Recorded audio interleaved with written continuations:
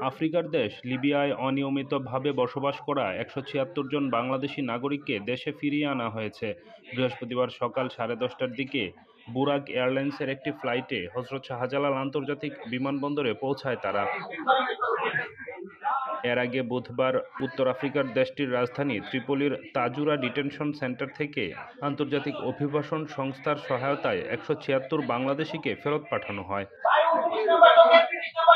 দূতাবাস জানায়, লিবিয়ায় বাংলাদেশ দূতাবাস বিভিন্ন ডিটেনশন সেন্টারে আটক বাংলাদেশি নাগরিকদের নিরাপদ প্রত্যাবাসনে স্থানীয় কর্তৃপক্ষ ও আইএমও এর সঙ্গে নিবিড়ভাবে কাজ করে যাচ্ছে। এ প্রক্রিয়ার ধারাবাহিকতায় বুধবার তাজুরা ডিটেনশন সেন্টার থেকে ১৭৬ জন বাংলাদেশিকে দেশে ফেরত পাঠানো হয়।